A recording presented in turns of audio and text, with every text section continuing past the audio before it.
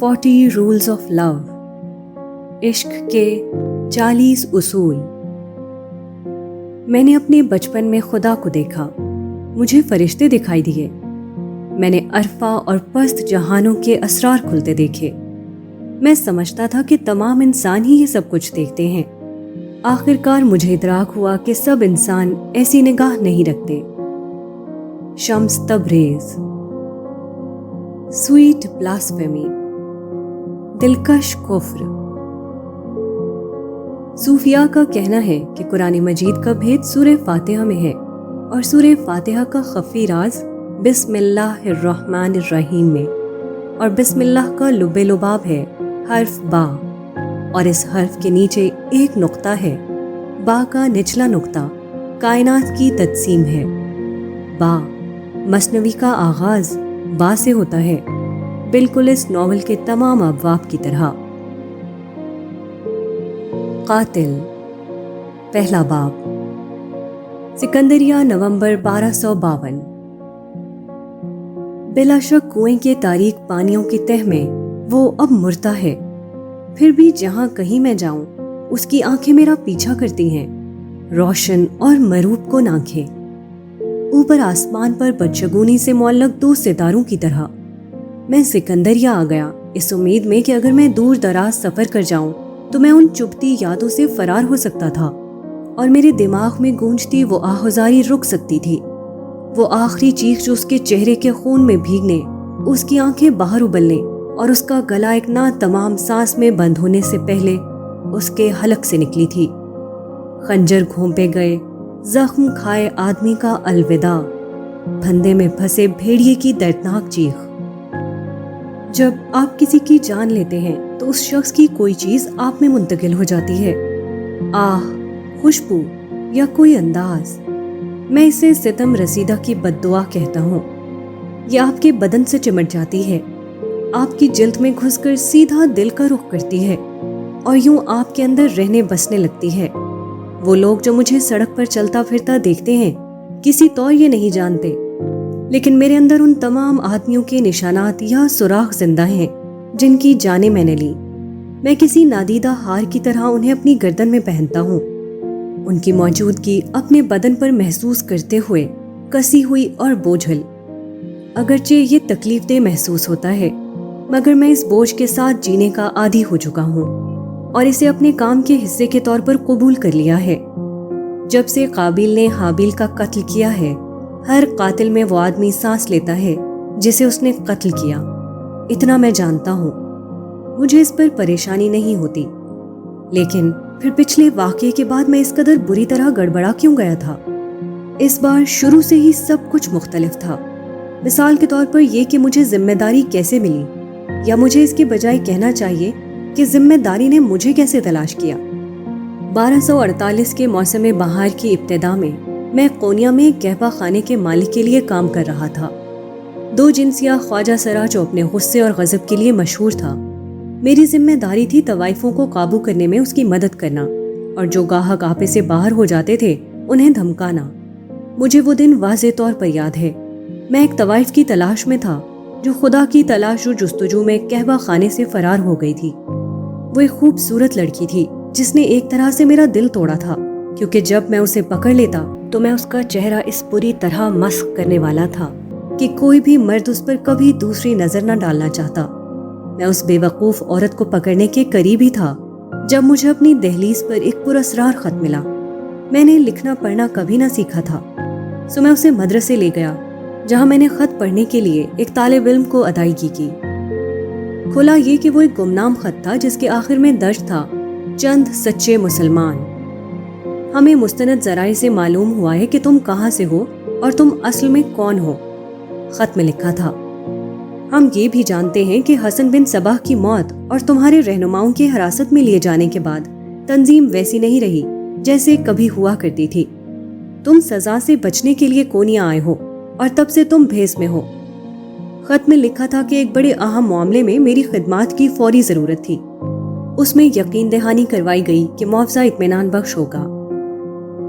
اگر مجھے دلچسپی تھی تو مجھے ایک مشہور میخانے میں اسی شام تاریکی پھیلنے کے بعد پہنچنا تھا۔ वहां पहुंचकर मुझे खिड़की के करीब तरीन मेज पर दरवाजे की तरफ पुश्त करके सर झुकाकर और अपनी निगाहें फर्श पर जमा कर बैठ जाना था। जल्द ही मेरे पास वो एक या एक से ज्यादा आदमी पहुंच जाते जिन्हें मेरी खिदमत हासिल करनी थी। वो मुझे वो तमाम मालूमात देते जिनकी मुझे ज़रूरत थी। उनके आने, उनके जाने और गुफ्तगू के दरमियान किसी मौके पर भी मैं अपने सर को उठाकर उनके चेहरों को नहीं देख सकता था। वो एक अजीब खत था, लेकिन फिर मैं ग्राहकों के खपतीपन का आदी था। बरसों में मेरी खिदमत हर तरह के लोगों ने हासिल की थी और इनमें से बेशतर अपने नाम खुफिया रखना चाहते थे। तजुर्बे ने मुझे ये सिखाया था कि अक्सर वो बेशतर जो ग्राहक ज़्यादा सख्ती से अपनी शनाख्त छुपाना चाहता, वो अपने शिकार के उसी कदर करीब होता था। लेकिन ये मेरा सरदर्द नहीं था। मेरा काम था कत्ल करना। अपनी जिम्मेदारी के अक़ब में मौजूद असबाब की तफ्शीश करना मेरा काम न था। बरसों पहले जब से क़ला अल मौत को छोड़ा था, मैंने अपने लिए इसी जिंदगी का इंतखाब किया था। मैं बहरहाल सवाल शाज़ो नादिर ही करता हूँ। मैं सवाल करूँ भी क्यों? जिन लोगों को मैं जानता हूँ उनमें से बेशतर कम से कम किसी एक शख्स से छुटकारा पाना चाहते हैं। कत्ल कोई भी कर सकता है, लेकिन किसी अजनबी को बेहिसी से हर कोई कत्ल नहीं कर सकता। यही मकाम है जहाँ मंजर में मैं दाखिल होता हूँ। मैंने दूसरों के हिस्से का गंदा काम किया, हत्ता कि खुदा ने भी अपनी मुक़द्दस हिकमत में मेरे जैसे किसी शख्स की ज़रूरत को तस्लीम किया जब उसने मौत के फरिश्ते के तौर पर इज़राइल को लोगों की ज़िंदगियां ख़त्म करने की जिम्मेदारी पर मामूर किया। इसलिए इंसान उस फरिश्ते से खौफ खाते, उसे बद्दुआएं देते और उससे नफरत करते, जबकि खुदा का हाथ साफ और उसका नाम बेदाग रहता। जब तारीकी पूरी तरह फैल गई, मैं खाने में पहुंचा। खिड़की के साथ वाली मेज पर चेहरे पर जख्म का निशान लिए एक शख्स बैठा था जो गहरी नींद में लगता था। मुझे ख्याल आया कि उसे जगा दूं और कहीं और जाने का कहूं, लेकिन शराबियों के मुतालिक आप कभी नहीं जानते कि वो क्या रद्द अमल दें, और मुझे मोहतात रहना था कि दूसरों की ज्यादा तवज्जो मुझ पर न हो। सो मैं खिड़की के सामने अगली खाली मेज पर बैठ गया। ज्यादा देर न गुजरी थी कि दो आदमी आए। वो मेरे बराबर में दोनों अतराफ बैठ गए ताकि मैं उनके चेहरे न देख सकूं, अगरचे मुझे ये जानने के लिए कि वो कितने नौजवान थे और उस अक़दाम के लिए किस कदर अदम तैयार थे जो वो करने वाले थे। उनके चेहरे देखने की जरूरत न थी। देखो, एक आदमी है जिसने अपने बहुत से दुश्मन बना लिए हैं। वो जब से इस शहर में आया है मुसीबत के सिवा कुछ नहीं लाया। हम उसे कई बार तंबीह कर चुके हैं, मगर वो हमारी बात पर कोई तवज्जो नहीं देता। अगर कोई फर्क पड़ा है तो ये कि वो ज्यादा झगड़ालू हो गया है। उसने हमारे पास और कोई चारा नहीं छोड़ा। हमेशा ऐसा ही होता था। हर बार मामला तय करने से पहले ग्राहक अपनी वजाहत देने की कोशिश करते थे, यूं जैसे मेरी इजाजत इस अक़दाम की संगीनी को कम कर सकती थी जो वो करने वाले थे। मैं जानता हूं तुम्हारा क्या मतलब है। मुझे बताओ, ये आदमी कौन है? मैंने पूछा। वो नाम बताने में हिचकिचाहट का शिकार दिखाई दिए। इसके बजाय मुबहिम सी तफसील बताने लगे। वो एक मुल्हिद है जिसका इस्लाम से कुछ लेना देना नहीं, बेहुरमती और गुस्ताखी भरा एक गैर मुहज़्ज़ब आदमी, कोई दरवेशी से मुनहरिफ। जैसे ही मैंने आखिरी अल्फाज सुने, मेरे बाजुओं में कपकपाहट का एहसास रिंग गया। मेरा दिमाग दौड़ने लगा। मैंने हर किस्म के लोग कत्ल किए थे, नौजवान, बूढ़े, मर्द, औरतें, लेकिन दरवेश, कोई ईमान वाला शख्स इनमें से कोई नहीं था। मेरी अपनी तवहमात थी और मैं खुदा के गज़ब को बुलावा नहीं देना चाहता था कि सब कुछ के बावजूद मैं खुदा पर यकीन रखता था। मुझे खदशा है कि मुझे इनकार करना होगा। मेरा नहीं ख्याल कि मैं किसी दरवेश की जान ले सकता हूँ। किसी और को तलाश कर लो। ये कहकर मैं रुखसत होने के लिए उठ खड़ा हुआ, लेकिन उनमें से एक आदमी ने मेरा हाथ थाम लिया और इल्तिजा की, ठहरो, बराए मेहरबानी, तुम्हारा मुआवजा तुम्हारी कोशिश के मुवाफिक होगा। तुम्हारा जो भी मुआवजा है हम उसे दुगना देने को तैयार हैं। 3 गुना के बारे में क्या कहते हो? मैंने इस बारे में कायल होकर पूछा कि वो इतनी ज्यादा रकम नहीं दे पाएंगे, लेकिन मुझे हैरत हुई जब जरा सी हिचकिचाहट के बाद वो दोनों राजी हो गए। मैं जरा सीमा होकर वापस बैठ गया। इतनी रकम के साथ मैं आखिरकार आसानी से अपने लिए दुल्हन हासिल करके शादी कर सकता था और गुजर बसर कैसे हो इस पर फिक्रमंद होना छोड़ सकता था। कोई दरवेश था या नहीं, इस रकम के एवज तो कोई भी कत्ल का मुस्तहिक था। उस लम्हे में कैसे जान सकता था کہ میں اپنی زندگی کی سب سے بڑی غلطی کرنے جا رہا تھا، اور یہ کہ باقی عمر اس پر پچھتانے میں گزرے گی۔ میں کیسے جان سکتا تھا کہ کسی درویش کا قتل اس قدر مشکل ہوگا، اور یہ کہ اس کی موت کے عرصے بعد بھی اس کی کسی خنجر جیسی تیز نگاہ ہر جگہ میرا پیچھا کرے گی۔ تب سے 4 برس گزر چکے ہیں جب میں نے اس صحن میں اسے چھرا گھونپا تھا اور اس کی لاش ٹھکانے لگانے کو کنویں میں گرائی تھی، ایک چھپاکے کے انتظار میں جو کبھی سنائی نہ دیا۔ کوئی ہلکی سی آواز تک نہ سنائی دی۔ یوں تھا جیسے وہ نیچے پانی میں گرنے کے بجائے اوپر افلاک میں گر گیا تھا۔ مجھے اب بھی سوتے میں ڈراونے خواب نظر آتے ہیں، اور اگر میں پانی کو دیکھوں، چند لہجے سے زیادہ کسی بھی طرح کے پانی کو، تو ایک سرد دہشت میرے پورے بدن کو اپنی گرفت میں لے لیتی ہے اور مجھے اکائی سی آ جاتی ہے۔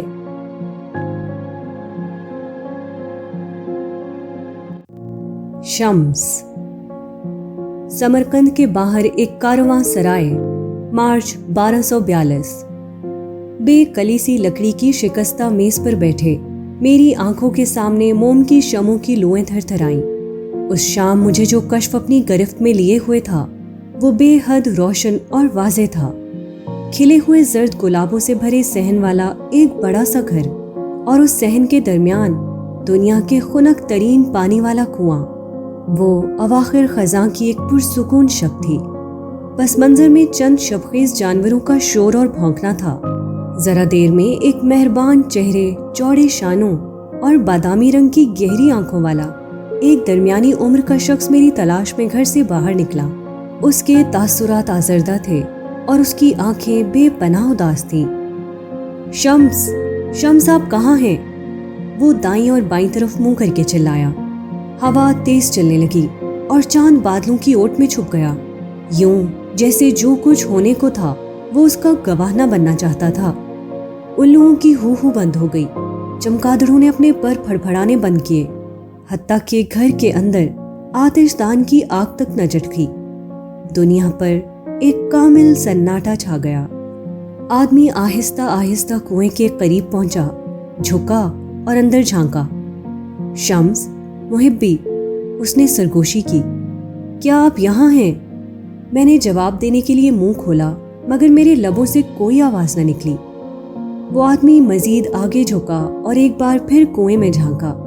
پہلے تو اسے پانی کی تاریکی کے سوا کچھ بھی دکھائی نہ دے سکا، لیکن پھر گہرائی میں کنویں کی تہہ میں اسے کسی شدید طوفان کے بعد پانی پر ہلکورے لیتے کسی شکستہ بیڑے کی طرح بے مقصد سا تیرتا میرا ہاتھ دکھائی دے گیا۔ اس کے بعد اس نے آنکھیں پہچان لی، 2 چمکتے سیاہ پتھر پورے چاند کو گھورتے ہوئے جو اب گہرے سیاہ بادلوں کے عقب سے نکل رہا تھا۔ میری آنکھیں چاند پر یوں جمی تھیں جیسے آسمانوں سے اپنے قتل کی وضاحت کی منتظر ہوں۔ آہو زاری اور سینہ کوبی کرتے ہوئے وہ آدمی اپنے گھٹنوں کے بل گر گیا۔ انہوں نے اسے مار ڈالا، انہوں نے میرے شمس کو مار ڈالا، وہ چلا رہا تھا۔ تبھی ایک سائے نے تیزی سے جھاڑیوں کے پیچھے حرکت کی اور تیز مگر دبے قدموں سے وہ کسی جنگلی بلی کی طرح باغ کی دیوار پر چڑھ گیا، لیکن اس آدمی نے قاتل کو نہ دیکھا۔ شدید کرب و اذیت کے عالم میں وہ چیختا اور چیختا رہا، یہاں تک کہ اس کی آواز کسی شیشے کی طرح کرچی کرچی ہو گئی اور چھوٹے چھوٹے نوکیلے ٹکڑوں کی صورت رات میں بکھر گئی۔ ارے تم کسی دیوانے کی طرح چیخنا بند کرو، یہ ناگوار شور بند کرو یا میں تمہیں باہر نکال دوں گا۔ میں نے کہا منہ بند کرو، تم نے سنا نہیں؟ بلند لہجے میں یہ الفاظ ادا کرنے والی آواز مردانہ تھی جو دھمکانے والے انداز میں قریب آتی جا رہی تھی۔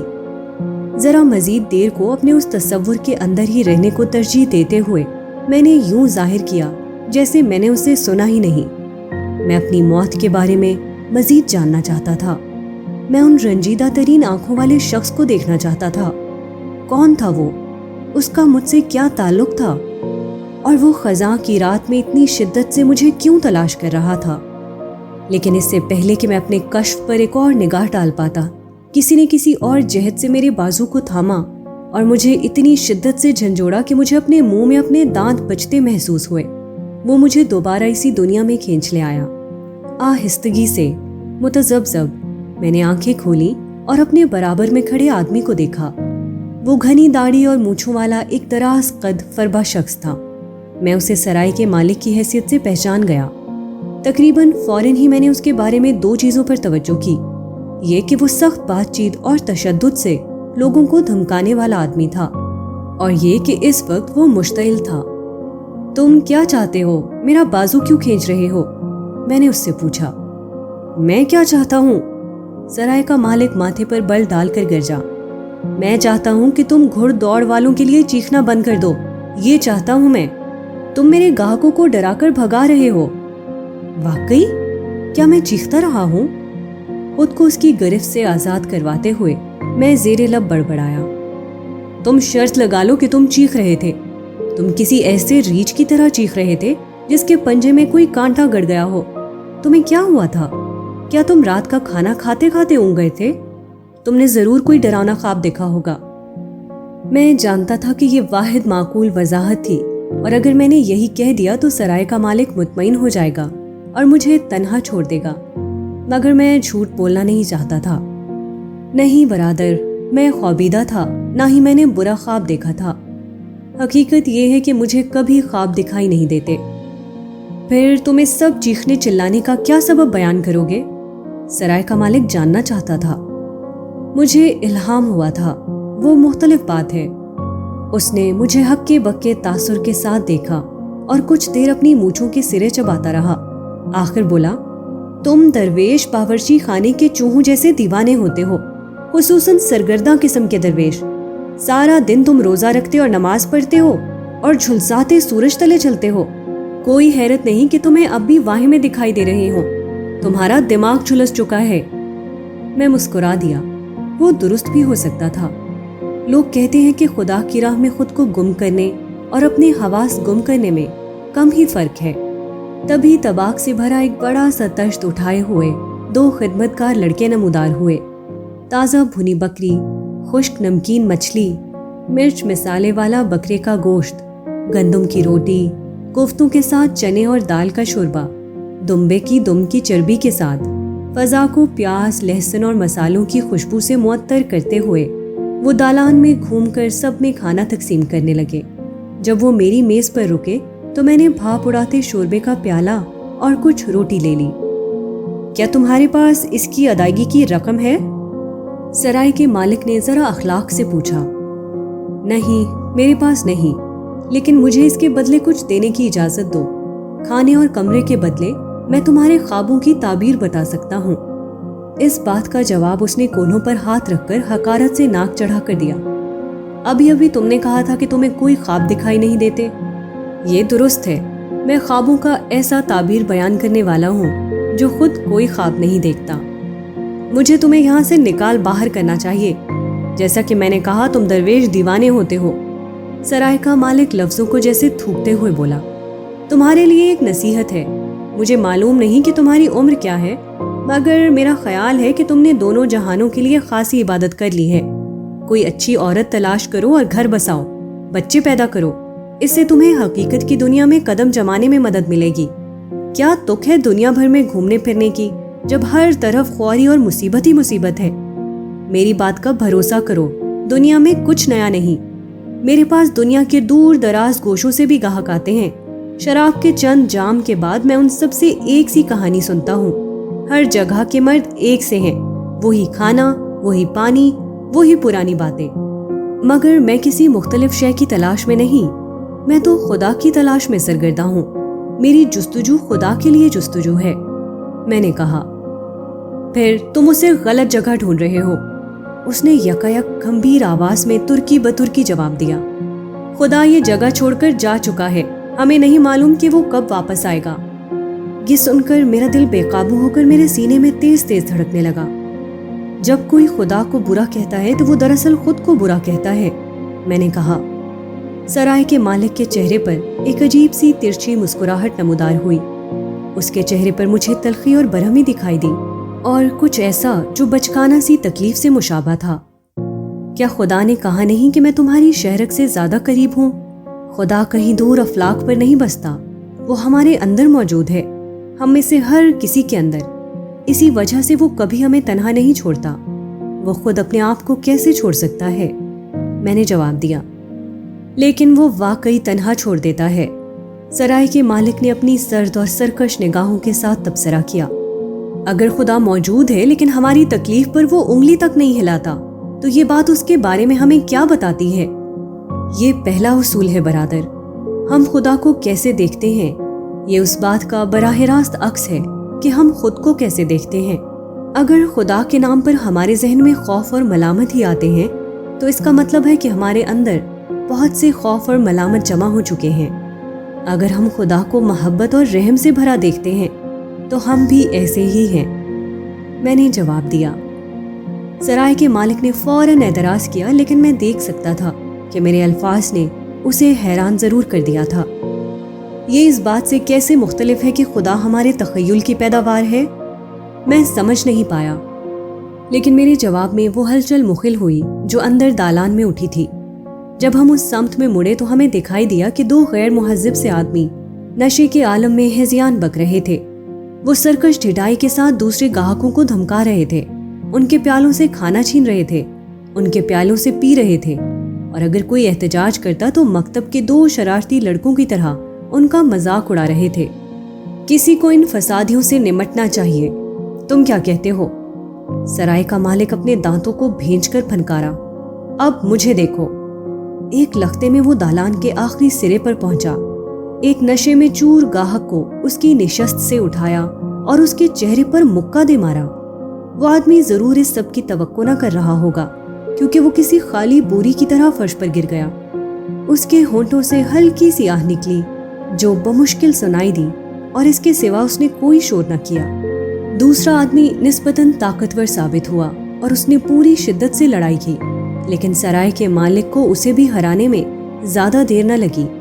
اس نے اپنے غیر مہذب گاہک کی پسلیوں میں لات ماری اور پھر اس کے ہاتھ پر پیر رکھ کر اسے اپنے بھاری جوتوں سے کچلا۔ ہمیں انگلیاں چٹکنے کی آواز سنائی دی، یا کچھ اس سے زیادہ۔ رک جاؤ، میں بے ساختہ بولا، تم اسے جان سے مار دو گے، کیا تم یہی چاہتے ہو؟ ایک صوفی کے طور پر میں نے زندگی کی حفاظت کرنے اور کسی کو نقصان نہ پہنچانے کا حلف اٹھایا تھا۔ اس فریب خیال بھری دنیا میں بہت سے لوگ بغیر کسی سبب کے بلا مقصد لڑنے کے لیے تیار تھے، اور بہت سے ایسے تھے جو کسی سبب سے لڑتے تھے، لیکن صوفی ایک ایسا شخص تھا جو کسی سبب کے ہوتے ہوئے بھی نہ لڑتا۔ کوئی صورت نہ تھی کہ میں خود تشدد کی راہ اپناتا، مگر میں خود کو سرائے کے مالک اور اس کے گاہکوں کے درمیان کسی نرم کمبل کی طرح گھسا سکتا تھا کہ وہ ایک دوسرے سے دور رہیں۔ تم ان سب سے پرے رہو درویش، یا پھر میں تمہارا بھی مار مار کر حشر کر دوں گا، سرائے کا مالک چلایا، مگر ہم دونوں جانتے تھے کہ وہ ایسا کچھ نہ کرتا۔ چند ثانیے بعد جب خدمتگار لڑکوں نے دونوں گاہکوں کو اٹھایا تو ایک کی انگلیاں ٹوٹ چکی تھیں، جبکہ دوسرے کی ناک اور ہر طرف خون پھیلا ہوا تھا۔ دالان میں ایک خائف سی خاموشی اتر آئی۔ اپنے اس روب پر متفاخر جو اس نے سب پر طاری کیا تھا، سرائے کے مالک نے ایک ترچھی نگاہ مجھ پر ڈالی۔ جب وہ دوبارہ بولا تو یوں لگا جیسے وہ آس پاس ہر کسی سے مخاطب تھا۔ اس کی آواز بلند اور سرکش تھی، کھلے آسمان میں چلاتے کسی حملہ آور پرندے کی طرح۔ تم نے دیکھا درویش، میں ہمیشہ سے ایسا نہ تھا، تشدد میرا عنصر نہیں تھا، مگر اب ہے۔ جب خدا یہاں نیچے موجود ہم لوگوں کو فراموش کر دیتا ہے تو ہمیں سخت بنانے اور انصاف بحال کرنے کو یہ عنصر ہم عام لوگوں پر مسلط ہو جاتا ہے۔ سو اگلی مرتبہ جب خدا سے بات کرو تو اسے یہ بتا دینا، اسے معلوم ہونا چاہیے کہ جب وہ اپنی بھیڑوں کو چھوڑ دیتا ہے تو وہ عاجزی سے ذبح کیے جانے کی منتظر نہیں رہتی، وہ بھیڑیوں میں بدل جاتی ہیں۔ میں نے دروازے کی طرف جاتے ہوئے کندھے اچکائے۔ تم غلطی پر ہو۔ کیا میں غلط کہہ رہا ہوں کہ میں کبھی بھیڑ تھا جو اب بھیڑیا بن گیا؟ نہیں، تم ٹھیک کہتے ہو، میں بلا شبہ دیکھ سکتا ہوں کہ تم بھیڑیے بن چکے ہو، لیکن تم یہ غلط کہہ رہے ہو کہ جو تم کر رہے ہو وہ انصاف ہے۔ رکو، میری تم سے بات ابھی ختم نہیں ہوئی، میری پشت پر سرائے کا مالک چلایا۔ تم میرے مقروض ہو، کھانے اور بستر کے بدلے تمہیں میرے خوابوں کی تعبیر بتانا تھی۔ میں اس سے بہتر کچھ کروں گا، میں نے مشورہ دیا، میں تمہارا ہاتھ دیکھوں گا۔ اس کی جلتی آنکھوں میں دیکھتے میں مڑ کر اس کی طرف واپس آیا۔ جبلی طور پر بے اعتباری سے وہ جھجک کر پیچھے ہوا۔ پھر بھی میں نے اس کا دایاں ہاتھ گرفت میں لیا اور ہتھیلی سیدھی کی۔ میں نے لکیروں کا جائزہ لیا اور انہیں گہرے، چٹکتے ہوئے اور غیر ہموار راستے پایا۔ ذرا ذرا کر کے اس کی شخصیت کے حالے کے رنگ مجھ پر آشکار ہوئے، خاکستری، بھورا اور نیلا، اس قدر ہلکا کہ وہ تقریباً سرمئی تھا۔ اس کی روحانی توانائی کھوکھلی ہو چکی تھی، کنارے ہلکے کمزور تھے، یوں جیسے اس میں بیرونی دنیا سے اپنے دفاع کے لیے مزید سکت نہ رہی تھی۔ اپنے باطن میں وہ شخص کسی مرجھاتے پودے سے زیادہ زندہ نہ تھا۔ اپنی روحانی توانائی کے نقصان کو پورا کرنے کے لیے اس نے اپنی جسمانی طاقت بڑھا لی تھی، جسے وہ حد سے زیادہ استعمال کرتا تھا۔ میرا دل تیز تیز دھڑکنے لگا کیونکہ مجھے کچھ دکھائی دینے لگا تھا، پہلے دھندلا سا، یوں جیسے پردے کے پیچھے، پھر بڑھتی ہوئی وضاحت کے ساتھ میری آنکھوں کے سامنے ایک منظر نمودار ہوا۔ ہلکے بھورے بالوں والی ایک لڑکی، اس کے شانوں پر پھیلی کشیدہ کاری والی سرخ شال۔ تم نے اپنی محبوب کو کھو دیا ہے، وہ حاملہ تھی، وہ آگ میں گھرے جھونپڑے میں پھنسی ہے، گھر کے گرد جنگجو ہیں، نکرائی زردوزی زین والے گھوڑوں پر سوار، سوکھے چارے اور انسانی گوشت کے جلنے کی بوجھل بو، منگول گھڑ سوار، ان کی چپٹی اور پھیلی ہوئی ناکیں، موٹی اور اندر کو گھسی گردنیں اور پتھر جیسے سخت دل، چنگیز خان کی طاقتور فوج۔